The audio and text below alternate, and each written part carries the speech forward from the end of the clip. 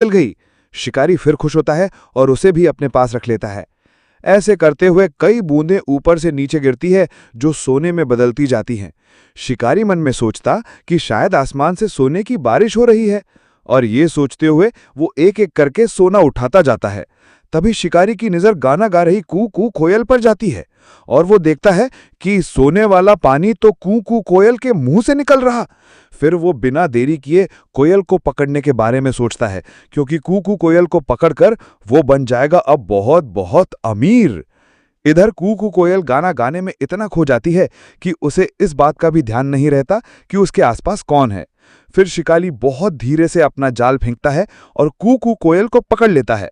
जाल में फंसते ही कू कू कोयल कहती है, धत तेरी कि ये क्या कर बैठी मैं।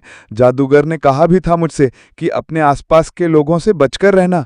अब देखो मैंने अपनी लापरवाही के चक्कर में क्या कर लिया, जाल में फंस गई।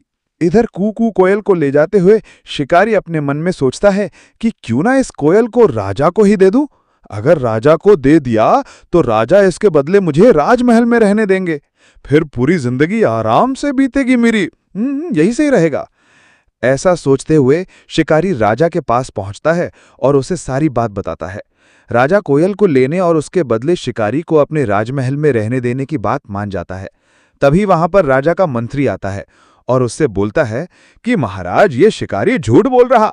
आपने कभी सुना या देखा भी है क्या किसी चिड़िया के मुंह से सोना निकले? भाई मैंने तो नहीं देखा। मंत्री की बात सुनकर राजा शिकारी से कहता है कि पहले मुझे सोना दिखाओ। आखिर ये कोयल कैसे सोना निकालती है, मैं भी तो देखूं।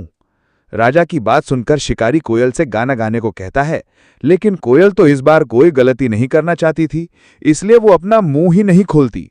शिकारी के बहुत बार कहने पर भी जब कोयल गाना नहीं गाती, तब राजा को यह सब देखकर गुस्सा आ जाता है और वो अपने सिपाहियों से कहकर कोयल को जाल से निकाल देता है और शिकारी को पकड़ लेता है।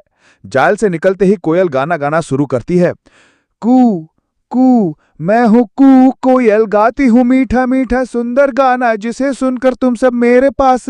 और फिर तभी उसके मुंह से फिर से पानी नीचे गिरता है जो सोने में बदल जाता है। राजा ये सब बस देखता ही रह जाता है और अपने सिपाहियों से कोयल को पकड़ने को कहता है, लेकिन इस बार कू कू कोयल पहले जैसी कोई भी गलती नहीं करती है और वहां से उड़ती हुई सीधे ढोलकपुर जंगल पहुंचती है। मॉरल: इस कहानी से हमें यह सीख मिलती है कि हमें हमेशा अपने बड़ों की बात माननी चाहिए, साथ ही हमेशा सतर्क भी रहना चाहिए।